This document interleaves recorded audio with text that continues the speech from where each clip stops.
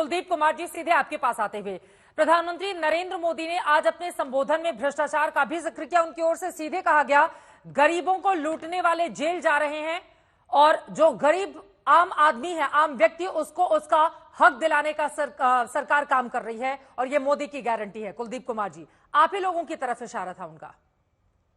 चित्रा जी, मैं उस पर जवाब दूंगा। पहले मैं जो सुधांशु जी है, मैं इनको बड़ा विद्वान प्रवक्ता मानता हूं, लेकिन आज इन्होंने ऐसी बात कही है, इन्होंने कहा है कि 18 से जो 21 साल का युवा है वो रोजगार ढूंढता ही नहीं है, वो काम ही नहीं करता, वो केवल पढ़ाई करता है, उसके घर वाले सपोर्ट करते हैं। ये कौन से देश की बात कर रहे हैं? ये अमेरिका यूरोप की बात कर रहे हैं क्या? ये हिंदुस्तान में कभी रहे नहीं है क्या? ये दिल्ली में देश में रहे नहीं है क्या कभी जाके? ये झुग्गी झोपड़ी में रहे नहीं है क्या? ये डेटा देख लीजिए, आईएलओ का डेटा है, ये इंटरनेशनल लेबर ऑर्गेनाइजेशन का डेटा है कि 70 से 80 लाख युवा श्रम बाल में शामिल होते हैं हर साल। ये मैं नहीं कह रहा हूं, ये इंटरनेशनल लेबर ऑर्गेनाइजेशन का डेटा ये कह रहा है, ये मैं नहीं कह रहा हूं। तो दूसरी बात ये, आज ये बात कर रहे हैं कि यहां पे तो पोस्ट ग्रेजुएशन के बाद नौकरी ढूंढते हैं, ग्रेजुएशन के बाद नौकरी ढूंढते हैं। इनको पता होना चाहिए कि आज भी देश के अंदर 8वीं के बाद बच्चे पढ़ाई छोड़ के नौकरी में लग जाते हैं, काम करने में लग जाते हैं और इनका बाल श्रम विभाग को रोकने में नाकामयाब साबित होता है और सरकार के पास उनके लिए कोई प्लानिंग नहीं है, कोई योजना नहीं है। पहली बात ये। दूसरी बात करते हैं प्रधानमंत्री जी की। हाँ, प्रधानमंत्री जी का बहुत भ्रष्टाचार पे बार है, क्या तकड़ा बार है प्रधानमंत्री जी के भ्रष्टाचार पे। सारे भ्रष्टाचारियों को प्रधानमंत्री जी ने आज भाजपा में शामिल कर लिया है और Bharatiya Janata party Onida, Samsung, Whirlpool, world की जितनी टॉप वॉशिंग मशीन है उन सबको पीछे छोड़ते हुए भारतीय जनता पार्टी की जो वॉशिंग मशीन है, जो अपने वॉशिंग मशीन के अंदर आपके ऊपर बलात्कार के आरोप हो वो उसको धो देगी, आपने किसी का मर्डर किया हो वो उसको धो देगी, आपने घोटाला किया हो वो उसको धो देगी, आपने चाहे लोगों की जो दवाई बनाने वाली कंपनियां हैं, चाहे उन्होंने लोगों की जान ली हो, उनका सैंपल फेल हो गया हो, लेकिन अगर वो इलेक्ट्रॉन बॉन्ड में भारतीय जनता पार्टी चंदा दे दे तो वो सब धो देंगी। मैं बात कर रहा हूं अजीत पवार की, मैं बात कर रहा हूं हेमंत विश्व शर्मा की, मैं बात कर रहा हूं नारायण राणे की, मैं बात कर रहा हूं अशोक चौहान की, मैं बात कर रहा हूं हसन मुशर्रफ की, मैं बात कर रहा हूं प्रफुल्ल पटेल की।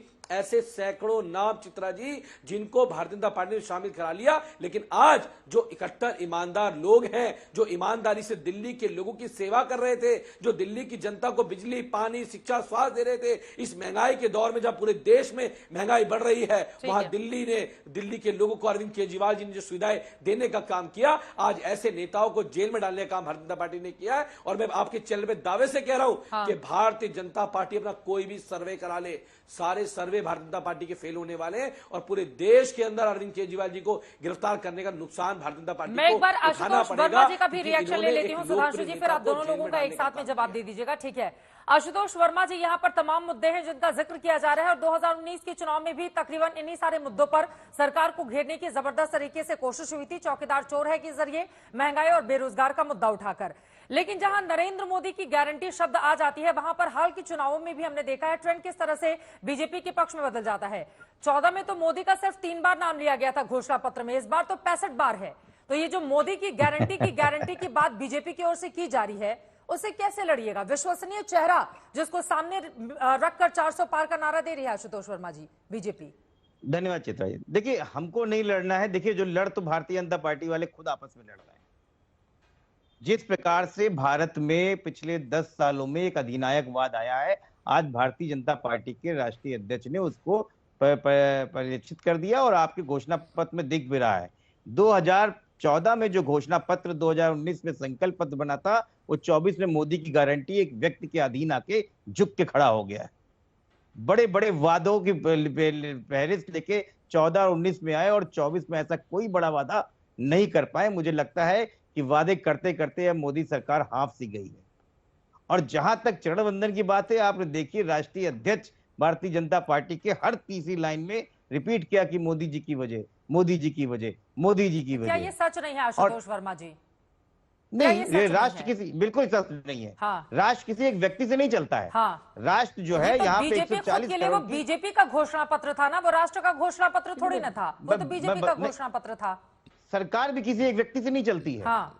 सरकार भी जो है पूरी कैबिनेट से चलती है। सरकार में भी लोगों का पारिश्रमिक होता है। और जिस प्रकार से एक व्यक्ति के पीछे पड़ के ये, क्योंकि देखिए अब कुछ है नहीं कहने के लिए। मुझे याद आता है कि 14 और 19 की घोषणा पत्र जरा आप रिवाइज कीजिए और अपने दर्शकों को दिखाइए। 100 स्मार्ट सिटी, एक स्मार्ट सिटी का नाम बताइए। ये बैठे हैं बड़े विद्वान प्रवक्ता, बताइए एक स्मार्ट सिटी देश में जो चल रही हो। फाइबर ऑप्टिक से गांव को जोड़ दिया जाएगा। कौन से गांव को फाइबर ऑप्टिक से जोड़ा गया?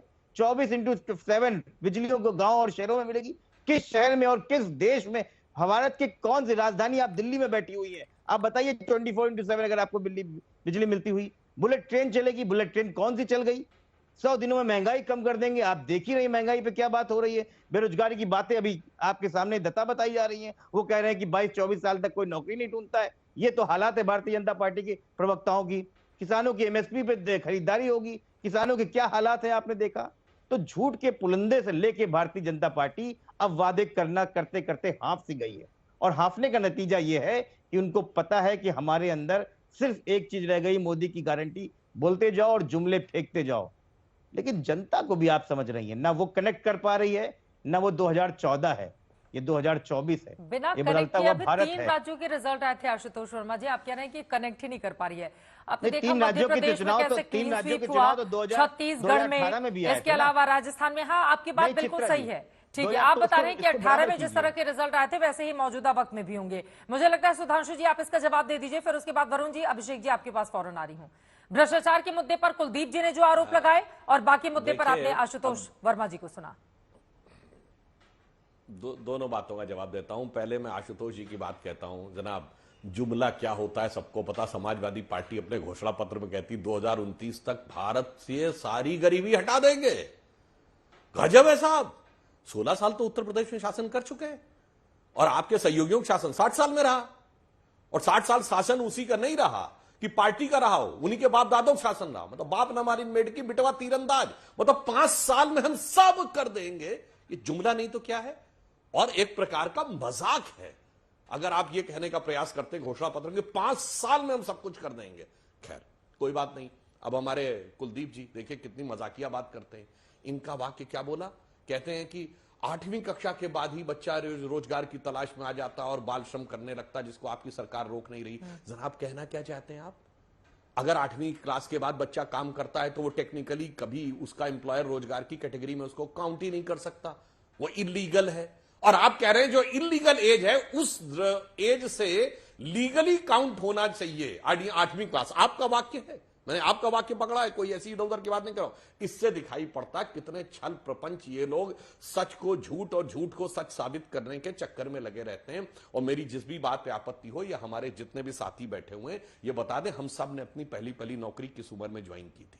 इसलिए कोई मैंने ऐसी बात नहीं की, मैंने ये नहीं कहा कि बिल्कुल नहीं करते। मैंने कहा 20 से 24 में 44% और 25 में एकदम से चेंज आता है। खुद आप कह रहे हैं 14%, यानी 30% का चेंज आता। वो इसलिए आता है कि एक भारी संख्या जो पढ़ाई कर रही थी अब वो रोजगार में आती। इससे पहले वो पढ़ाई की उसकी उम्र थी जिसको आप रोजगार में काउंट कर रहे थे। खैर, अब कुल मिला के हम आपसे यह कहना चाहते हैं, एक अंतर यह है कि आपने करके नहीं दिखाया है, आपने हवाई बातें करके दिखाई हैं और हमने धरातल पे उतारा। और इन्होंने कहा मोदी जी का नाम, तो मैं याद दिलाना चाहता हूं हमारा घोषणा पत्र जाके 1998 और 99 का देख लें।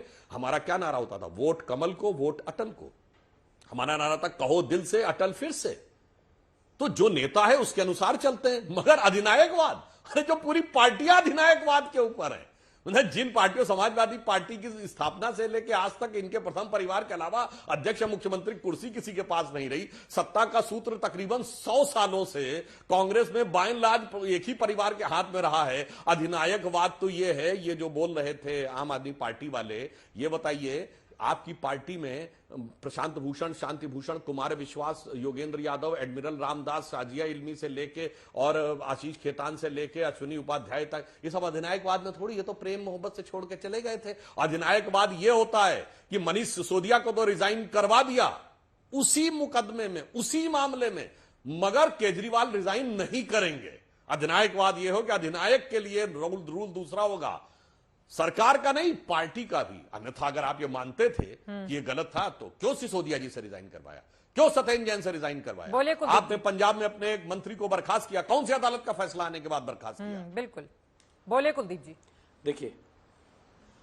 देखिए चित्रा जी, जिन्होंने आडवाणी जी को मार्गदर्शन मंडल में डाल दिया हो, जिन्होंने मुरली मनोहर जोशी जी को मार्गदर्शन मंडल में डाल दिया हो, जहां पर आज भाजपा के किसी बड़े नेता की वक़्त ना हो, जहां डर के मारे पुराने मुख्यमंत्री को निपटाया जा रहा हो, वो मुझसे सवाल कर रहे हैं सुधांशु जी। जिन्होंने बड़े बड़े मुख्यमंत्री को निपटा दिया दूसरे प्रदेशों के अंदर, और आज केवल डर के मारे। दूसरी बात यह कि जब हम ये बात करते हैं ना इन चीजों पे, तो मुझे ऐसा लगता है कि आज भारतीय जनता पार्टी कोई भी बात सत्य के साथ कह ही नहीं पा रही है।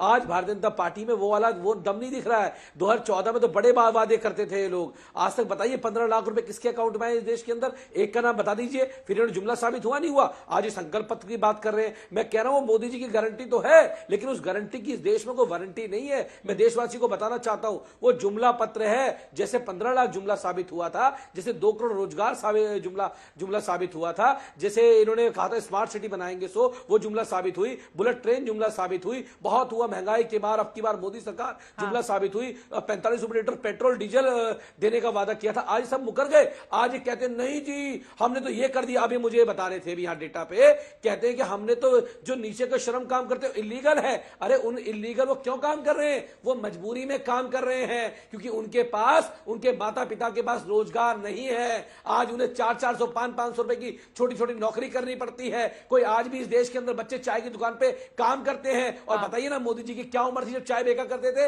वो बाल श्रम में बेचा करते थे या रोजगार लेके क्या करते थे? बताइए कौन सी उम्र थी? उसको कौन श्रेणी में गिनोगे आप? तो सुधांशु जी पर्दा नहीं डाल सकते हो देश सच्चाई से। आपने पूछा हमारा, आपने नौकरी कौन सी उम्र में करी? सुधांशु जी आप जल्दी से, वो आपकी बातों पे हंस रहे हैं, उसके बाद वरुण पुरोहित जी और हमारे साथ अभिषेक झा जी जुड़े हुए हैं, उनके पास जाना है। सुधांशु जी आपकी बातों पर क्यों हंस रहे हैं? ठीक है, ओके सर, ठीक है, 400 रुपए मिला करते थे। ठीक है, ठीक है, ठीक है, आपको बता देता हूं, ठीक है कुलदीप जी। अपनी बात देखिए, आम आदमी पार्टी ने अपनी बात अपने मुंह, अपनी मियां फजीयत, मतलब इससे ज्यादा बताइए। आपने कहा कि मोदी जी उस जमाने किसकी सरकार थी भाई?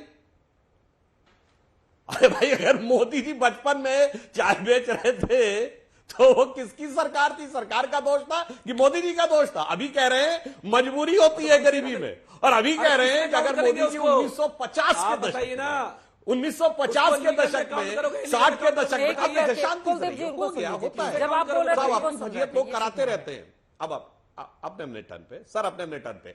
और देखिए इन्होंने एक बात कही, इन्होंने कहा कि 15 लाख लाने वाला जुमला था, तो इसका मतलब आप ये मानते हैं ना कि विदेश में जाके पैसा रखा तो हुआ ही था। ठीक, आपको कहना चाहिए था गया ही नहीं था तो आता कैसे? और ले जाने वालों में तो आपने लिस्ट जारी की थी अरविंद केजरीवाल जी ने, बड़े नेताओं के नाम के साथ कितने हजार करोड़ इनका, इतने हजार करोड़ इनका, इतने हजार करोड़ इनका। और जुमला ये था कि जमुना को हम इतनी अच्छी कर देंगे 5 साल में कि वो डुबकी लगाने के लायक हो जाएगी। जुमला ये था कि पूरे दिल्ली को वाईफाई सिटी बना देंगे। अरे साहब जुमला, एक मिनट शांति से बोलिए सर। जुमला तो ये था कि सारी संसद चोर है, कांग्रेस बेईमान है, हम राजनीति में नहीं आएंगे वगैरह वगैरह, वो सब छोड़िए। जुमला जानते क्या था? सुनिए, इनके पंजाब के मुख्यमंत्री भगवंत सिंह मान का स्टेटमेंट था, पंजाब से दिल्ली तक एक ही कहानी है जो कोई मां अपने बच्चे को सबसे छोटी कहानी सुना सकती है, एक थी कांग्रेस। ये इनके बयान है और आज कांग्रेस के साथ हैं। केजरीवाल जी का बाकायदा वीडियो अवेलेबल है कि आपको लगता है कि कांग्रेस को बर्बाद करने के लिए कोई मेरी जरूरत है? राहुल गांधी ही काफी है। ये साहब क्या बोल रहे हैं? आज डिजिटल जमाना है, जो मैं बोल रहा हूं कोई जाके चेक कर ले। इसीलिए कहते हैं ये जो पल पल परिवर्तित प्रकृतिवेश के कारण आप लोग पलटते हैं, इसीलिए कोई गारंटी नहीं रह गई आपके आचरण की गारंटी नहीं, आपके विचार की गारंटी नहीं, आपके मुद्दे की गारंटी नहीं। गारंटी तो सिर्फ हमारी मोदी की गारंटी। ठीक है,